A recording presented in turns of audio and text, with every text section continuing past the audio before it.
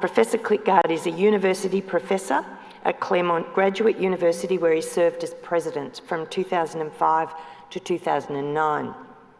He advises countries around the world on government reform and economic strategy.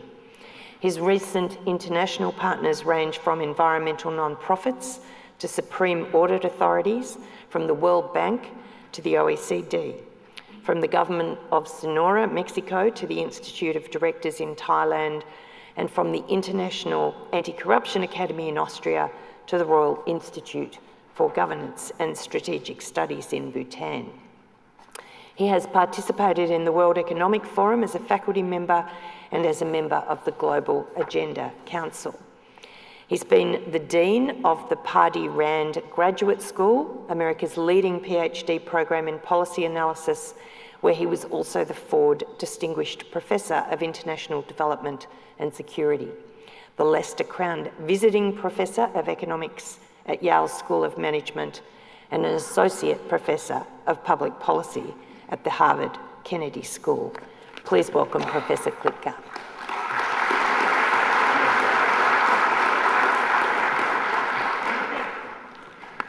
Thank you very much. Good morning, anti-corruption fighters.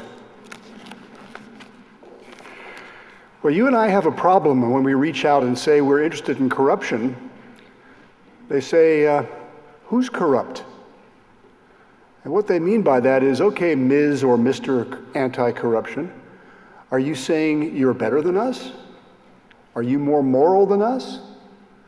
Who are you to say who's corrupt or what's corrupt? And anyway, do your remedies work for politics like ours and settings like ours and value systems like ours? From that question, who's corrupt, you get to a recent book by the Tasmanian scholar James Boyce. And James asked the question, how do we trace the concept of original sin, not only in Christian theology and in doctrinal disputes, but also through modern Western culture and indeed postmodern Western culture?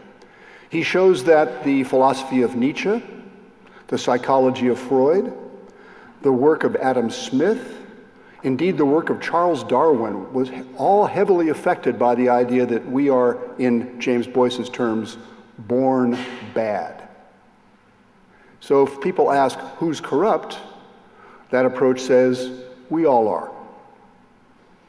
And from there, it's only a short step to cynicism. Well, if we're all corrupt, what can we do about it? It's in our bones.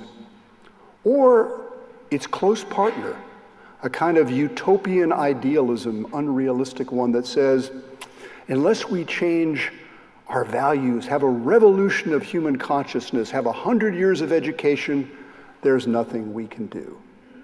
Until we fix everything, we can't fix anything.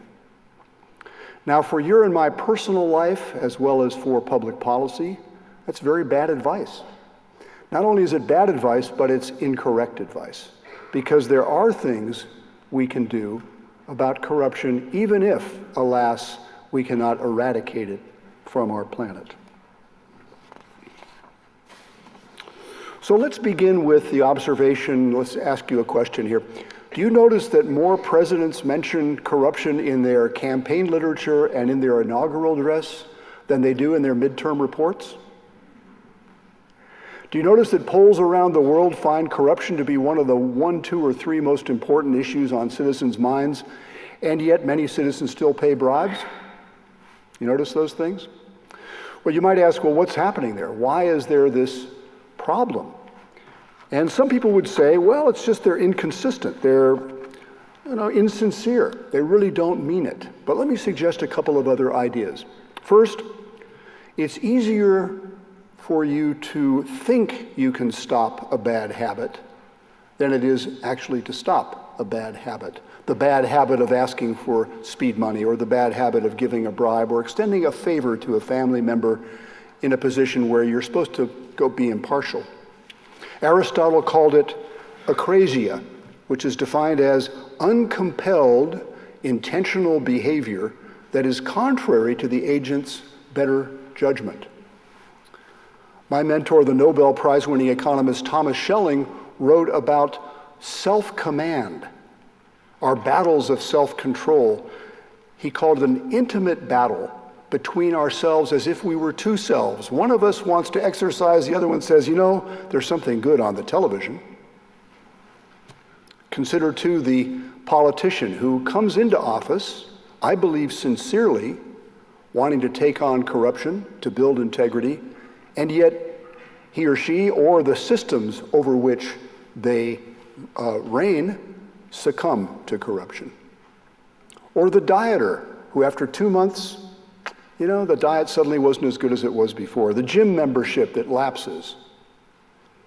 Do you know that over 20% only 20% of victims of heart attacks follow the regimens prescribed by their physicians after the heart attacks? Only 1 in 5. St. Paul confessed, I do not understand my own actions, for I do not do what I want, and I do the very thing I hate. Romans 7:15. So the first thing is, we think of this as kind of a habit. If only we just come in and declare ourselves in favor of corruption, reform, anti-corruption, it'll be done. But systems are much harder to figure out. Second is know-how. You've got to actually understand this is not a problem of ethical behavior by individuals alone. It's a problem of systems that create expectations and behaviors that become self-reinforcing. Leaders may need help from people outside their agency and outside of government to fight corruption, from business and civil society, but many leaders are not really good at instigating those partnerships or learning how to manage them. Have you noticed, Jill, that over public policy schools and business schools around the world, we have very few courses on leading, designing, and managing public-private, nonprofit collaboration, even though we know it's so important. These new leaders and we need to understand, how corrupt equilibriums can arise and persist, which create their own habits and norms. We need to look at both theory and real examples of how to disrupt corrupt equilibriums, such as the ones you found when you were Secretary of Education. We need to understand and sympathize with the person who gets up in the morning and says, I hate corruption. After lunch, pays a bribe, and in the evening, after a beer or other refreshment, says, what can you do? It's a way of life here. We need to understand that phenomenon and appreciate that it's not people's individual ethics that may be lacking. With friends and family, each individual's morality may be sterling. But faced with a terrible choice to pay a bribe to get your mother into the nursing home, you may pay the bribe. Your family ties may make that a very difficult choice. It's not as easy as saying the spirit is willing, but the flesh is weak. And so for a moment this morning, I'd like us to set aside ethics, codes of conduct, culture, morality, and let's examine instead how to shape the choices people face in positions of public and private responsibility. Let's bracket questions about how to change cultures or mentalities. Rather, let's consider anti-corruption as something rather prosaic, similar to many other public and private policy questions, where we have to try to create rules and incentives and information flows, where we try to limit monopoly power, limit or at least clarify discretion, and enhance transparency and accountability. Let's look at the contexts of corrupt decisions in our midst. So start off by saying, why is it so hard to give up corruption? Because there's a conflict of cultural norms going on. We have impartiality accepted in cultures around the world, even those riven with the most thoroughgoing corruption. Public servants and citizens believe you give fair treatment to everybody, impartiality. On the other hand, you have family ties, clan loyalties, favoring those with whom you have close economies of affection. This is a norm which is highly valued in many cultures, less so, alas, in very modern cultures. but more so in more traditional collectivist, hierarchical cultures. And sometimes those two norms run right into each other. So if you're a government official, you may wish to have credible, transparently audited rules that enable you to turn down your cousin for that job. I'm sorry, I'd love to, but I can't, is a wonderful thing to be able to say. The president of the University of Philippines some years ago he came to office and found that the president had 10 discretionary admits to the great University of the Philippines, highly sought after. Within a year, the president got rid of that 10 presidential admits because he had so many phone calls, so much influence peddling. He said, I couldn't bear all the pressure. The head of a job training program in Zambia was grateful for a rule that removed his discretion about which people should be admitted to the program. You may have heard of integrity pacts developed by Transparency International, wherein different business firms pledge not to pay a bribe or to fiddle around after the contract is awarded with those phony change orders, and pledge that if they do, they will open their books to the other people who signed that pledge. The company promises to behave itself, to restrict itself by having peer group self-reinforcement. E-government may provide transparency as well as automaticity and thereby reduce the scope of corruption. In La Paz, Bolivia, much of the tax problem went away when they had people be able to deposit their tax payments directly in a bank rather than having to come to City Hall and pay, standing in a queue. Now, one advantage of thinking about corruption from this managerial, rather prosaic perspective is a simple one. There are many tactics and policies we already know and understand that help shape the behavior of employees and clients, and indeed, top management. We know how systems of information and incentives guide what people do. And we know a lot about when rules and admonitions will be effective and when they won't. Corruption is a crime of calculation. Corruption is a crime of calculation. The Auditor General of Uganda, who should know what he's talking about in that country, recently put it this way: someone will ask, will it pay? If it will, one will steal. If it won't pay, one will not. So our job, sorry, this page just got mixed up here. Okay. I'm going to get Afi afterwards who put this together for me. Get her back. If it won't pay, then we're not going to do it. So our job, he went on to say, is we've got to change these calculations at the margin. That is why it should be too expensive to steal, and because it's not, he said, that is why corruption is happening on a grand scale. Now, one might go further. You probably know the great architect Frank Gehry. If you come to my home city of Los Angeles, you'll see a beautiful symphony hall, the Disney Hall, which he designed, and he's done things around the world. He had a great line. He said, as an artist, I have constraints. Gravity is one of them. In designing public policy, greed is our gravity.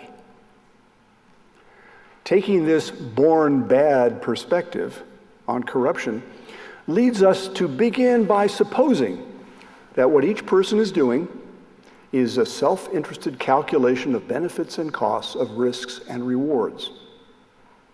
And this perspective also leads us to focus on the consequences of actions, not just that they transgress a rule, but do they cause harm? As the social benefits and costs may be quite different from the private benefits and costs. As the French anthropologist Jean-Pierre Olivier de Sardin noted in his recent study of Niger, some corrupt behavior in health and education in that country is, quote, transgressive and damaging, whereas other forms are relatively harmless. And he went further. We have to understand the incentives and constraints officials and service providers face on the ground before we can reform. It's not just admonitions or telling them they're doing bad things. In fighting corruption, the first task is to understand in context the various costs of corruption and the costs of possible measures to fight corruption. Sometimes the latter are too much, given the problem at hand. And then again, also in context, to experiment with different structures, incentives, reward systems, information flows, hoping to shift the calculations of the corrupt and the potentially corrupt. There's a lot of words I've just said, but notice what isn't there. This approach does not try to change people's values. It does not aspire to creating a new culture. The late Peter Drucker, who was my former colleague at Claremont Graduate University, has been quoted as saying, "Company cultures are like country cultures. Never try to change one. Try instead to work with what you've got."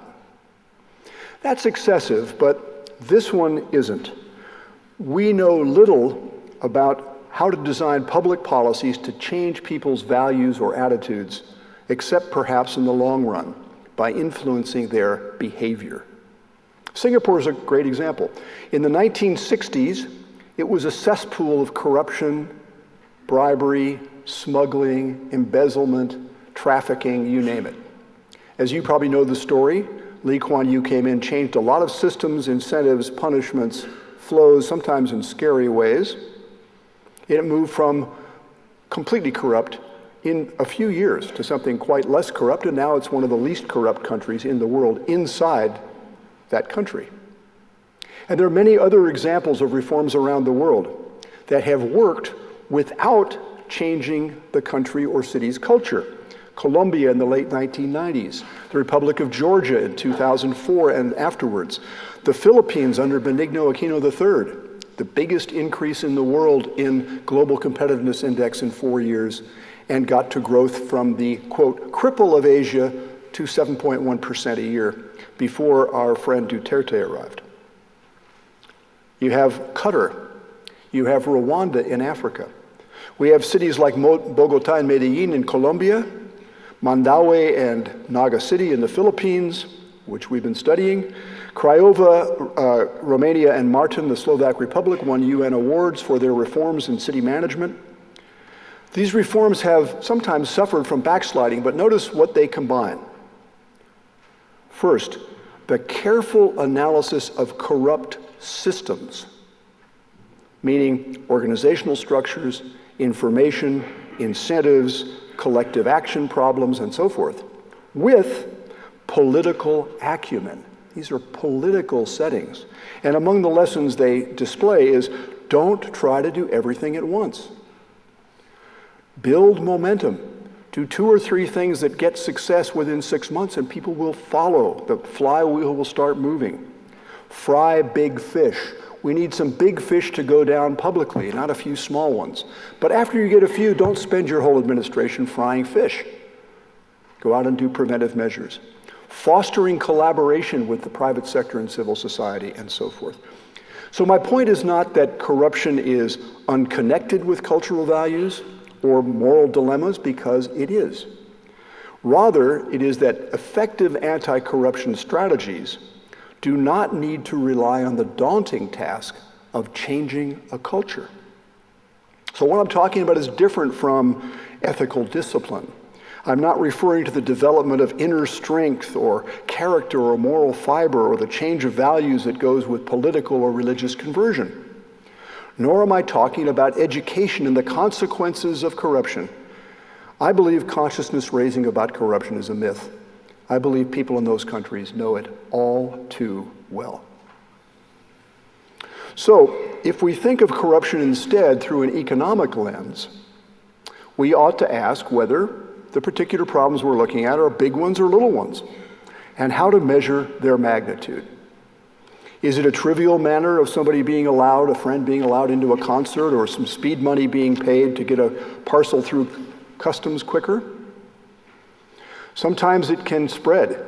The breakdown of an auditing system in, for example, the Transportation Ministry of Colombia called Envías. A few people started getting undermined, and pretty soon it became clear to all the other auditors it wasn't worth the cost and risk to do a good audit.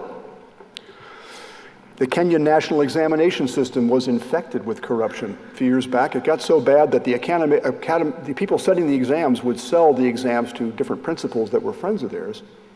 And then when the thing was discovered by people inside the ministry, they threatened those people with violence. You may know that before the Independent Commission Against Corruption was founded in Hong Kong, there was a report written which, among other things, found a norm in the training of police recruits which said, you don't have to get on the bus. You can walk alongside the bus, but don't stand in front of the bus. Now, bribes cost money, and many people have tried to estimate how much bribery there is, and you will see, alas, even from economists such as the World Bank and the IMF, estimates of the cost of corruption is equal to the amount of bribes paid. $500 billion, who knows what it is, 2% of world GDP, whatever that means. And there is a sense in which if I pay for something, pay a higher price because of a bribe, it's like a tax, and I will consume less of that public service. There will be a redistribution of income that's unfair, and there will be a deadweight cost, as there always is with any tax. And so those three effects can be studied. Even more pernicious, though, is where the bribe enables a public bad to be produced, an unsafe building. The breakdown of irrigation canals in India decades ago was estimated to, the corruption payments were estimated to have cost this part of India 2 inches of topsoil that took 2,000 years to lay down. Now, is the amount of the social cost equal to the bribes that were paid? I don't think so. Every time there's an earthquake in Turkey or somewhere else and buildings fall down, they talk about the corruption in the building codes and so forth. What was the cost? Was it the bribe being paid?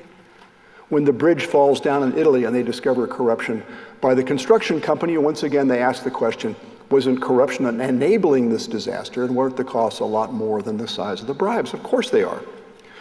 Corruption distorts policies toward the away from comparative advantage, away from a country's potential growth nodes, towards something that favors elites, or favors particular provinces, or favors the president's party and cronies. Campaign contributions can be good in the sense that they fuel information, public information about candidates and positions, but they can be bad when they lead to preferential access or particular laws that are passed because I gave you that contribution. A generation ago, it was said the typical Chinese CEO spent 30% of her or his time cultivating relationships with potential political powers in China, instead of cutting costs, improving quality, opening markets, and creating an ethical work environment. So the true costs of corruption from an economic perspective are certainly not the amount of the bribes paid. Social harms are much greater. The costs of corruption can be huge. So there's no point when they ask us that question, well, who's corrupt? Isn't everybody corrupt? Isn't corruption everywhere? Isn't corruption just part of life? We say yes, but you know what? It's a little bit like disease and illness. There has been disease and illnesses in all countries from time immemorial. And yet nobody says, well, the ancients had disease, every country in the world has disease, therefore we don't need anti-disease policies. But we say that with corruption. You know, corruption's always existed. Every country's had it, every religion condemns it. It's always been around. So what can you do about it? Well, the answer is in health. We know public health, clean water, better food, and we know medical care. We know medicine, we know surgery. And there are analogies to each of those in the anti-corruption area. Well, let me close before Jill rings the bell. How are we doing? Do I? Okay, good. I'm waiting for that tinkle over there. You can put it over your head and just give it a good dash here. Let me close by describing the challenge that I said at the beginning to you. Who's corrupt, they're going to ask you, right? Who are you to say who's corrupt? Well, here's another thing they're going to ask you. Could you please go somewhere else? You're like the evaluator, the tax auditor. You like to hear your tax auditor? Even your dentist, because come on in for a dental checkup. You know, I'd rather not. How about next month? If you're the anti-corruption guy coming around, nobody really wants you to be there. They'd rather have you go somewhere else. Which can lead to that question, well, who's corrupt? And you know, what's corruption? Which can then end up in this theoretical chasing of tails, a dialogue that can become a diatribe. So here's what you can do instead. Communicate to the agency or office or corporation or university or clinic or hospital or the Ministry of Education these points. First, we have a problem here. Second, corruption can be dealt with. Third, here's an example of another institution like yours, every institution is different, that succeeded in reducing corruption and enhancing efficiency. And then fourth, this question, how can I help you? So let's take those in order. First, we have a problem here. Some people deny there's a problem. We don't have corruption here. No problem. We're quite efficient. We've got no problem. So we have to prove that how? Not by you or me coming in and say, I don't think so. I think you have a problem. In my professional judgment, you don't do that. You bring in data. Data that show how this clinic stacks up against other clinics. Indeed, how this country shows up on the Global Competitiveness Index. Positive in certain areas, as competitive as France and Finland and Korea in some areas, and yet as uncompetitive as Zambia and Paraguay and Cambodia in other areas, where these are governance areas. You show this is not a matter of morality and moralizing. You're not telling them, you said you do this and you didn't do that. You're saying we have a problem here of performance, of achieving what you want to achieve. And that problem I can show you with numbers. Let me locate us so we're not continually debating, oh my goodness, what do you mean by this? What do you mean by that? Here are some data. So we collect performance data on the schools. We collect performance data on the corporations. And we show how this problem is manifesting itself. Question one. We have a problem here. Two, corruption can be dealt with. It's often big news to people that you reframe the problem of corruption as I have this morning in terms of economics. We know it's not just economics, so don't get me wrong here. We know there's morals, ethics, politics, of course there are. We know all these things matter. The history matters. The power relationships are paramount. But if you can help them reframe corruption as a formula of monopoly plus discretion minus accountability, so that vulnerability to corruption arises when somebody has monopoly power over a good or service. Somebody has the discretion to decide how much you get or whether you get any at all, and there's little accountability. Whether that person is corrupt, that organization has a systemic vulnerability right there. You can talk to them about what we call in economics end prisoners' dilemmas, where you have an equilibrium of expectation where I have to pay the bribe to get my mom into the nursing home, even though I don't want to. We're stuck there right now. And it's a problem of collective action to get out of there, and there's a lot of theory and experience about how to do that. But if we just sit back and say, it's the way we do things here in Brazil, that doesn't get us anywhere. So it can be dealt with. We show them a framework, something as simple as a checklist in the sense of Atul Gawande's wonderful book, The Checklist Manifesto, where he shows how building skyscrapers, flying jet planes, creating prototypes, and indeed running hospital operating rooms benefit from coming up with designed checklists of points that everybody can start off with and see, okay, here's a structure. It's not reality, it's a structure to help us get started. And it reframes us away from those accusatory dialogues where we come in as the good guys and we accuse them of being the bad guys. It says we have a structural problem here. I like to put it this way with countries, and this is an exaggeration, but catch the point. People aren't corrupt, systems are corrupt. Third, here's how you do it. Now here's where we need those case studies, which I'm so happy to hear that you're developing, Jill, of reforms that worked. Professors love to teach things that didn't work. If only they had us there, it would have worked.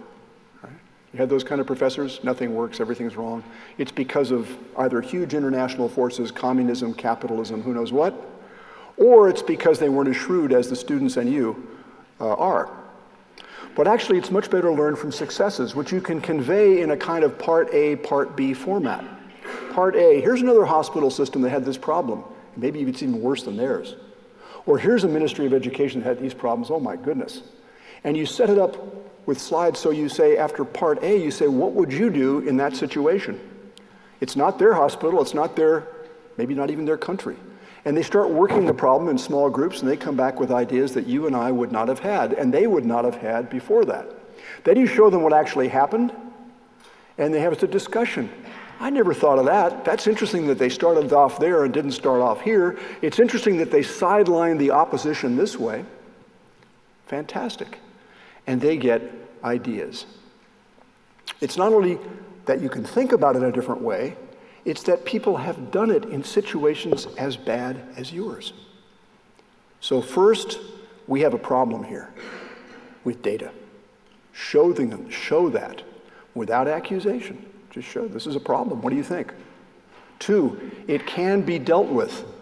Here's a framework that might be useful to you. What do you think? 3, here's how it might be done. Here's an example of success. What do you think? And finally, the humble helper who asks, how can I help you? Not, here's what you must do. Here's what you must do. No, it's how can I help you?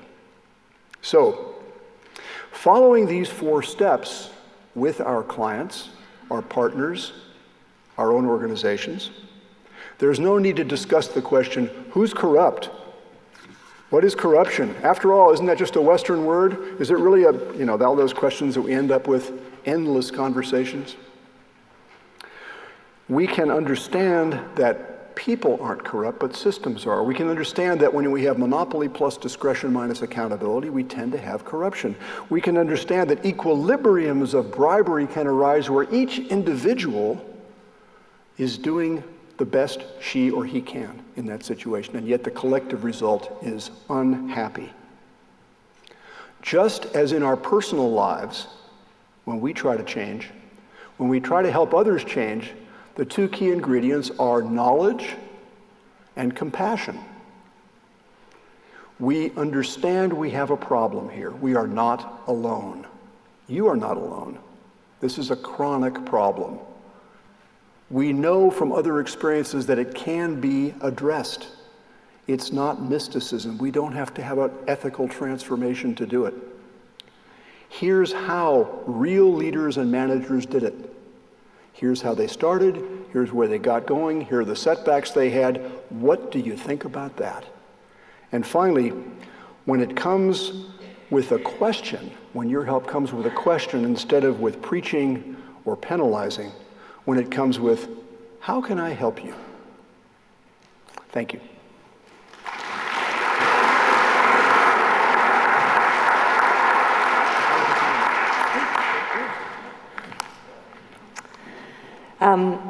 Thank you so much.